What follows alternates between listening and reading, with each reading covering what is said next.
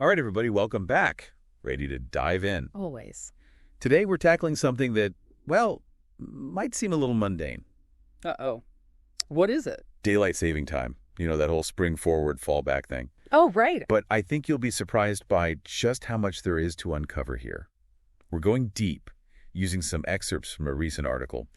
By the end, you might just find yourself looking at those clock changes a little differently. I'm intrigued. Me too.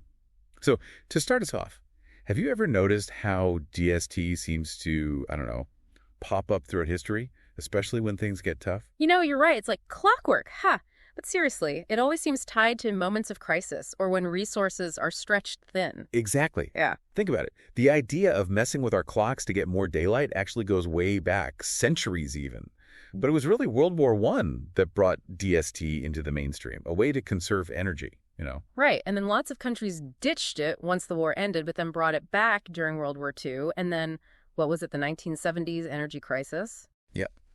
You can't deny the pattern. Almost makes you wonder if there's something more to it than just saving energy, right? There just might be. Okay, so let's get into the nitty-gritty. Let's talk about what DST actually does, beyond just making us groggy for a week in the spring. Sounds good. First up, energy. Hmm. Was all that clock changing really worth it? Did we actually save energy? Well, it depends on who you ask and what studies you're looking at, honestly. Oh, no. That's not what I wanted to hear. No. I mean, there is some evidence that shows DST can lead to, well, modest energy savings. Like, think about the evenings. Less need for artificial light, right? Sure. Okay. Yeah, I can see that. But there are also studies that show, well, either a minimal impact or even an increase in energy use in the mornings. People need more heat or light when it's darker outside, obviously. So it's not a simple answer, is it? It makes you wonder, even if there are slight energy savings here and there, is it really worth the hassle? And not just the hassle, but the potential downsides. Right. You're talking about health? Exactly. This is a big one. I mean, we're messing with our sleep schedules. Yeah. Not exactly a small thing, right? Our bodies run on those rhythms. Exactly. And that abrupt time change, even if it's just an hour, can disrupt our natural sleep rhythms, our circadian rhythm. Right, circadian rhythms. And that impacts more than just feeling tired, right? Absolutely. Our hormones, our metabolism, even our mental sharpness, all of that gets thrown off. And some studies have even linked DST to, well, this is a little scary. Oh, no, what? Increased heart attacks and strokes, particularly right after that spring forward. Wow. I always feel awful for, weeks after that time change. Can't imagine what it's doing to people who are already struggling with their health. It's a valid concern. Okay, so energy savings might be debatable, and the health impacts are, well, pretty worrying. Yeah. But maybe DST is good for the economy. More daylight equals more spending. Well, that's what some folks argue. There is some research suggesting DST does lead to a boost in retail sales. Because people are out and about more in the evenings. Right.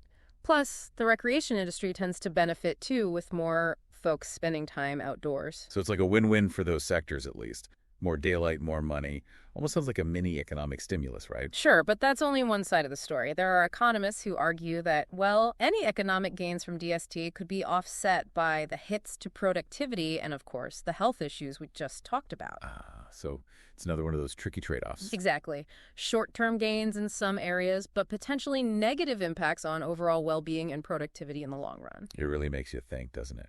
And speaking of things to think about, let's talk about safety. Okay. More daylight during that evening rush hour should mean, fewer accidents on the roads. Right, you would think. And there is some evidence to support that. Like, one study found that after switching to DST, traffic fatalities in the U.S. actually decreased by about 10%. Okay, so it's safer. But other studies, they show no significant change or even a slight increase in accidents, particularly during those darker mornings. Oh, right, the morning. So even the safety argument isn't as clear-cut as it might seem. It's kind of all over the place, really. Right. And that really makes sense when you consider that there's actually a pretty big movement out there pushing to get rid of DST altogether. Either totally abolish it or just go with year-round standard time. And it's understandable, really. The argument for year-round standard time is all about, well, consistency. Makes sense. Consistent sleep patterns, fewer potential accidents, maybe even some overall health improvements.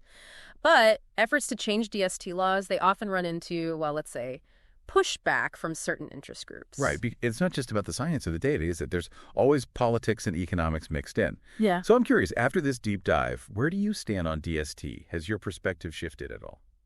For me, what really stands out is that there's no easy answer. It's not one size fits all. Whether we keep or ditch DST should really be based on carefully looking at all the evidence, both sides of the story, and the specific needs of each community. I think that's a really great point.